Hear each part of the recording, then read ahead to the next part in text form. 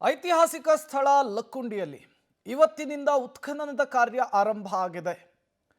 ಮನೆಯ ಪಾಯವನ್ನು ಅಗೆಯುವಂತಹ ಸಂದರ್ಭದಲ್ಲಿ ತಾಮ್ರದ ಮಡಿಕೆಯಲ್ಲಿ ಚಿನ್ನ ಸಿಕ್ಕಿತ್ತು.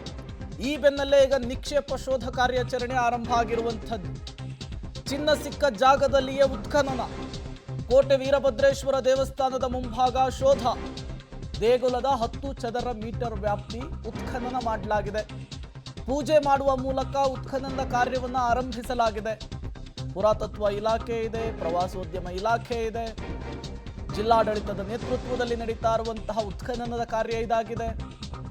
ಐತಿಹಾಸಿಕ ಸ್ಥಳದಲ್ಲಿ ನಿಕ್ಷೇಪ ಶೋಧದ ಕಾರ್ಯಾಚರಣೆ ಇವತ್ತಿನಿಂದ ಸ್ಟಾರ್ಟ್ ಆಗಿರುವಂಥದ್ದು.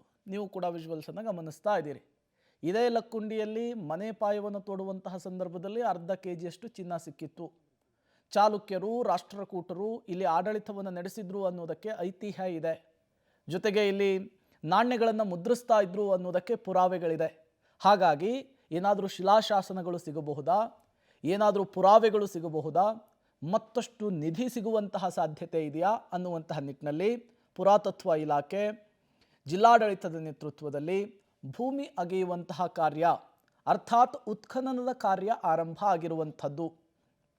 ಈ ಉತ್ಖನನದ ಕಾರ್ಯದಂಬದಲ್ಲಿ ಏನಾದರೂ ಮಹತ್ವದ ಬೆಳವಣಿಗೆಗಳಾಗುತ್ತಾ ಅನ್ನೋದನ್ನು ಕಾದು ನೋಡಬೇಕಿದೆ. ಮುಖ್ಯವಾಗಿ ಲಕ್ಕುಂಡಿಯಲ್ಲಿ ಇರುವಂತಹ ದೇವಸ್ಥಾನದ ಅಕ್ಕಪಕ್ಕದಲ್ಲಿ ಈಗ ಭೂಮಿಯನ್ನು ಅಗೆಯುವಂತಹ ಕೆಲಸ ಆಗ್ತಾ ಇರುವಂಥದ್ದು. ಅದು ಕೂಡ ಜಿಲ್ಲಾಡಳಿತದ ನೇತೃತ್ವದಲ್ಲಿಯೇ ಈ ಉತ್ಖನನದ ಕಾರ್ಯ ಆಗ್ತಾ ಇದೆ. ಜೂನ್ 3ನೇ ತಾರೀಕು ಬಂದು ಲಕ್ಕುಂಡಿಯಲ್ಲಿ ಏನು ಈ ಉತ್ಖನನ ಕಾರ್ಯವನ್ನು ಪ್ರಾರಂಭೋತ್ಸವಕ್ಕೆ ಚಾಲನೆ ನೀಡಿದರು. ಆವಾಗ ಇಮಿಡಿಯೇಟ್ ಆಗಿಂದನೇ ಮಳೆಗಾಲ ಸ್ಟಾರ್ಟ್ ಆಗಿದ್ದರಿಂದ ನಾವು ಉತ್ಖನನ ಕಾರ್ಯ ಮಾಡೋಕ್ಕಾಗಿರಲಿಲ್ಲ. ಈಗ ಮಳೆಗಾಲ ಎಲ್ಲ ಮುಗಿದು ಈಗ ಬೇಸಿಗೆ ಬಂದಿರೋದ್ರಿಂದ ಈಗ ಉತ್ಖನನ ಕಾರ್ಯ ಸ್ಟಾರ್ಟ್ ಮಾಡಿದ್ದೀವಿ. ಇದು ಸ್ಟೇಟ್ ಆರ್ಕಿಯಾಲಜಿ ಡಿಪಾರ್ಟ್ಮೆಂಟ್ ಅವರ ನೇತೃತ್ವದಲ್ಲಿ ಜಿಲ್ಲಾ ಆಡಳಿತ ಮತ್ತು ಲಕ್ಕುಂಡಿ ಪ್ರಾಧಿಕಾರದ ವತಿಯಿಂದ ಮಾಡಿಸ್ತಾ ಇದ್ದೀವಿ. ಈ ಒಂದು ಉತ್ಖನನ ಕಾರ್ಯಕ್ಕೆ ಕನಿಷ್ಠ ಒಂದು 3 ರಿಂದ 4 ತಿಂಗಳು ಹಿಡಿಬಹುದು. ಅಂದರೆ ಮುಂದಿನ ಮಳೆಗಾಲ ಬರೋದ್ರೊಳಗೆ ಇಲ್ಲಿ ಒಂದು ಉತ್ಖನನ ಮಾಡಬೇಕಂತ ಹೇಳಿ ವೀರಭದ್ರೇಶ್ವರ ದೇವಸ್ಥಾನದ ಎದುರುಗಡೆಯಿಂದ ಈಗ ಪ್ರಾರಂಭ ಮಾಡ್ತಾ ಇದ್ದೀವಿ. ಸೊ ಈಗ ಫಸ್ಟ್ ಒಂದು 10x10 ವ್ಯಾಪ್ತಿಯೊಳಗೆ ನಾವು ಉತ್ಖನನ ಮಾಡ್ತೀವಿ. ಈ ಹಿಂದೆ ಸ್ವಲ್ಪ ಮಣ್ಣು ಹಾಕಿರೋದು ಇದೆ ಮೇಲ್ಗಡೆ ಮಕ್ಕಕ್ಕೆ, ಒಂದು 3 ರಿಂದ 4 ಅಡಿವರೆಗೂ. ಮಣ್ಣು ತೆಗೆದ ಮೇಲೆ ಆ ದೇವಸ್ಥಾನದ ಮಟ್ಟಕ್ಕೆ ನಾವು ಇಳಿತೀವಿ. ಅಲ್ಲಿಂದ ಆಚೆಗೆ ಉತ್ಖನನ ಕಾರ್ಯ ಅದು ಸೂಕ್ಷ್ಮತೆಯಿಂದ ಕೂಡಿರುತ್ತದೆ. ಅಲ್ಲಿಂದ ಆಚೆಗೆ ಸೂಕ್ಷ್ಮವಾಗಿ ಉತ್ಖನನ ಮಾಡಿಕೊಂಡು ನಾವು ಏನೋ ಸಿಗಬಹುದು ಅಂತ ಒಂದು ಆಶಯ ಏನು ಇಟ್ಟಿದ್ದೀವಿ, ಅದ್ರದ್ದು ಪ್ರಯತ್ನಗಳು ಅವಾಗ ಮುಂದುವರಿಯುತ್ತೆ. ಮತ್ತಷ್ಟು ಡೀಟೇಲ್ಸ್ ಅನ್ನು ಕೊಡೋದಕ್ಕೆ ನಮ್ಮ ಪ್ರತಿನಿಧಿ ಭೀಮನಗೌಡ ನೇರ ಸಂಪರ್ಕದಲ್ಲಿ ಜಾಯಿನ್ ಆಗ್ತಾ ಇದ್ದಾರೆ. ಭೀಮನಗೌಡ, ಲಕ್ಕುಂಡಿಯಲ್ಲಿ ಉತ್ಖನನದ ಕಾರ್ಯ ತುಂಬ ಕುತೂಹಲ ಕಾರಣವಾಗಿದೆ. ಏನಾದರೂ ಮತ್ತಷ್ಟು ನಿಧಿ, ಶಿಲಾಶಾಸನಗಳು ಸಿಗಬಹುದಾ ಅನ್ನುವಂತಹ ಕುತೂಹಲ ಇದೆ. ಹೇಗೆ ಸಾಗ್ತಾ ಇದೆ ಕಾರ್ಯಾಚರಣೆ? ಎಷ್ಟಡಿ ಆಳಕ್ಕೆ ಹೋಗಿದ್ದಾರೆ? ಏನೆಲ್ಲ ಡೀಟೇಲ್ಸ್ ಸ್ಥಳದಿಂದ ಸಿಗ್ತಾ ಇದೆ ಅಂತ? ಪ್ರೇಮ್ ಕುಮಾರ್, ಇದು ಗದಗ ಜಿಲ್ಲೆ ಐತಿಹಾಸಿಕ ಸ್ಥಳವಾದಂತಹ ಲಕ್ಕುಂಡಿಯಲ್ಲಿ ನಿಧಿ ಸಿಕ್ಕ ಬೆನ್ನಲ್ಲೇ ಈಗ ಮತ್ತೆ ಉತ್ಖನನ ಆರಂಭವಾಗಿರುವಂಥದ್ದು. ಈ ಉತ್ಖನನ ಸಾಕಷ್ಟು ಕುತೂಹಲ ಮೂಡಿಸಿದೆ. ಅದು ಎಲ್ಲಿದೆ ಅನ್ನುವಂಥದ್ದನ್ನು ತೋರಿಸ್ತದೆ. ನಮ್ಮ ಹಿಂಭಾಗದಲ್ಲಿ ನೋಡ್ತಿರ್ಬೋದು. ನಾವೀಗ ಲಕ್ಕುಂಡಿಯ ಒಂದು ಕೋಟೆ ವೀರಭದ್ರೇಶ್ವರ ದೇವಸ್ಥಾನದ ಆವರಣದಲ್ಲಿದ್ವಿ. ಈ ದೇವಸ್ಥಾನದ ಮುಂಭಾಗದಿಂದ ಒಂದು ಎದುರು ಭಾಗದಲ್ಲಿ ಒಂದು ಸಿದ್ಧರ ಕೊಳ್ಳ ಇದೆ.